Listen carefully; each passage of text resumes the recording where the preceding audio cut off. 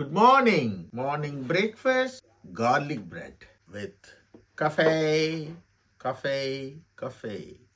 Garlic bread இப்படி தான் இருக்கும்.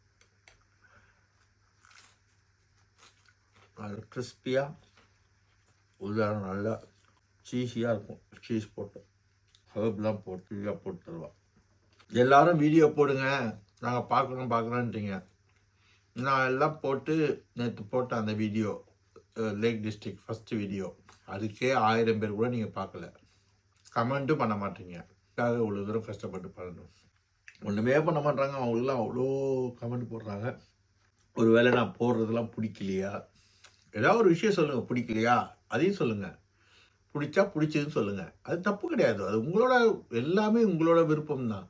நான் தாட்டை சொல்கிறேன், அது உங்களுக்கு பிடிச்சா பிடிக்குதுன்னு சொல்ல, பிடிக்கலன்னா ஆனால் இது நல்லா இல்லை, இது மாதிரி மாற்றி பண்ணுங்கள். You give you ideas, then I can learn. எல்லாமே லேர்னிங் ப்ராசஸ் தானே, வாழ்க்கையே கற்றுக்கிறதுன்னு. கற்றுக்கிறதுக்கு வயசோ தகுதியோ தராதரமோ எதுவுமே கிடையாது. ஒரு மனிதன்கிட்டே ஒரு விஷயத்தை கற்றுக்கிறதுல எந்த விஷயம் இல்லை, சின்னவங்களாக இருந்தாலும் பெரியவங்களாக இல்லை. நான் அடிக்கடி எங்கள் அப்பாட்ட சொல்லுவேன், நீங்கள் 1000 தீபாவளி பார்த்துக்கலாம், நிறைய பட்டாசு வெடிச்சிருக்கேன் அப்படின்னுவேன். அப்படின்னா நான் தீபாவளி பார்க்குறது முக்கியம் இல்லை, பட்டாசு வெடிக்கிறது தான் முக்கியம், வெரைட்டியாக பட்டாசு வெடிக்கிறது தான் அப்படின்னு சொல்லுவேன். அது உண்மையாக இது வந்து அப்போ சின்ன வயசு அப்படிலாம் நிறைய டைலாக் பேசுவேன். நீங்கள் சொல்கிறது தான் நான் கற்றுக்குவேன். இங்கே நிறைய விஷயங்கள் எனக்கு சொல்லணும்னு ஆசை. இங்கே பொலிட்டிக்கல் இது, ஏன்னா இங்கே எவ்வளோ நேர்மையாக பொலிட்டீஷியன்ஸ் இருப்பாங்க அப்படின்றதெல்லாம் சொல்லணுக்கு ஆசை. ஒரு 2 மாதத்துக்கு முன்னாடி டெபுட்டி பிரைம் மினிஸ்டர் 40,000 பவுண்டுக்கு வந்து ரிஜிஸ்ட்ரேஷனை வந்து கம்மியாக வாங்கிட்டாங்க. அவங்க பையனுக்கு ப்ராப்பர்ட்டி 47 லட்சம் வச்சுங்களேன், அதை வந்து ரிஜிஸ்ட்ரேஷனில் கம்மி பண்ணிட்டாங்க. ரிஜிஸ்ட்ரேஷன் காஸ்ட் ஒரு 5,000 மூட வச்சுங்களேன், 5 லட்ச ரூபா வச்சுங்களேன். அதுக்கு டெபுட்டி பிரைம் மினிஸ்டர் அதை மீடியாவில் போட்டாங்க.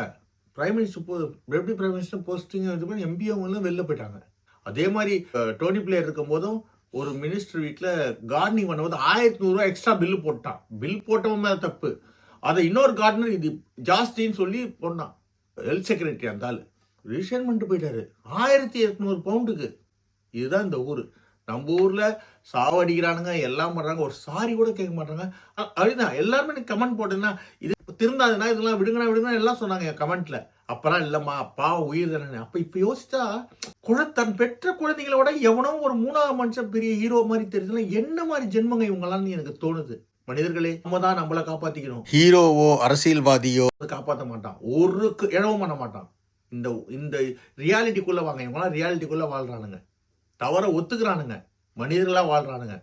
இவனை நீங்கள் திட்டுறீங்க, இவனுங்க கிட்டேருந்து தொட்டு கும்பிட்டு கற்றுக்குறோம் அதெல்லாம். Thank you. This is my message today. God bless you, Kannamma, for your call.